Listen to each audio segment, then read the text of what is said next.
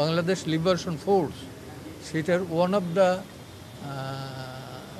Instructor জনাব হাসানুল্লাহ কিনুর পক্ষে তার বিরুদ্ধে যে মামলাটা ছিল সেটা চার্জশিট দিয়ে দেওয়া হয়েছে ২ নম্বর কোর্টে, এবং ২ নম্বর কোর্ট সেটা অ্যাকসেপ্টও করছে, কিন্তু এটা লিস্টে আগে থেকে ছিল ১ নম্বর কোর্টে। তো সেই কারণে আমরা আমাদের এটা যেটা ছিল প্রসিকিউশনেরও একই কথা ছিল, যেহেতু ওই কোর্টে অলরেডি এটা সাবমিট হয়ে গেছে এবং অ্যাকসেপ্টও করে নিছে, তো দ্যাটস ওয়াই এইখান থেকে তাকে ডিসচার্জ করা হোক, এবং ডিসচার্জ করে দিছে। আমরা আগামীকালকে থেকে আবার ২ নম্বর কোর্টে, না ২ নম্বর কোর্টে, ২ নম্বর কোর্টে, ২ নম্বর ট্রাইব্যুনালে এটা এই মামলাটা হবে। ধরার কথা বলছে, এবং পাশাপাশি আরেকটা বলছে যে অ্যারেস্ট করা হোক, একদিন রেখে ছাড়িয়ে দেওয়া হোক, এবং কোনো প্রকার যাতে গুলি না চালানো হয়, এবং সাউন্ড গ্রেনেড দিয়ে ভয় দেখানো হয়। ইট ডাজ নট মিন যে এখানে কিলিংয়ে পার্টিসিপেট করার জন্য উনি ইনসিস্ট করছে। তো সরকার যে থাকবে সেই করবে, করবে না?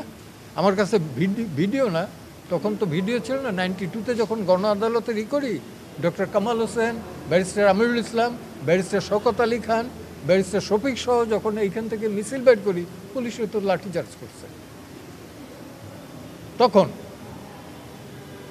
তখন তো আর ভিডিও অডিওর বিষয় ছিল না, কিন্তু ব্ল্যাক অ্যান্ড হোয়াইট ছবি আমার কাছে আছে এখনো।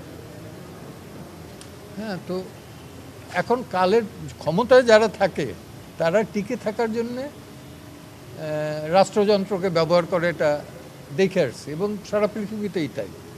ঘাটতি তো এভরিহোয়ার আছে, এভরিহোয়ার ইন বাংলাদেশ। আমি তো আমার তো কোনো গ্যারান্টি নাই যে এখান থেকে আমি সেফলি বাসায় যেতে পারবো, বাসায় ঘুমাইতে পারবো, এই গ্যারান্টিটা নাই। একটা এক্সাম্পল দেই, গত মাসের 28 তারিখ প্রজন্ম মঞ্চ 71 থেকে আমি একটা গোল টেবিল বৈঠক ডাকছিলাম। ইস্যু কি? ইস্যু ছিল মুক্তিযুদ্ধের, মহান 71-এর মুক্তিযুদ্ধের যাতে কোনো রকম মর্যাদাহানি না হয়, এবং 72-এর সংবিধানের সংরক্ষণ যাতে করা যায়, এইটা নিয়ে আলোচনা। এবং যারা ছিল অধিকাংশ ছিল অ্যাবাভ 70 এইজের।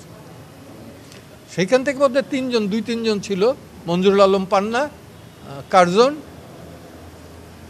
আর কে, এই 2 জন ছিল বোধহয় ইয়াং, তাও অ্যাবাভ 60। মব করা হইলো, যারা অ্যাটাক করলো, মব করলো, তাদের কারোর বিরুদ্ধে কোনো মামলা হইলো না, মামলা হইলো গিয়ে যারা ভিকটিম তাদের বিরুদ্ধে। সো এই আইনের প্রতি, এই অ্যাডমিনিস্ট্রেশনের প্রতি আমার শ্রদ্ধা থাকবে কোত্থেকে? সঠিকভাবে না, বেঠিকভাবে চলতেছে, রাইট?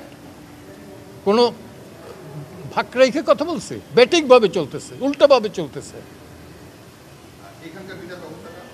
এখানকার তো রাষ্ট্রের কি বাইরে?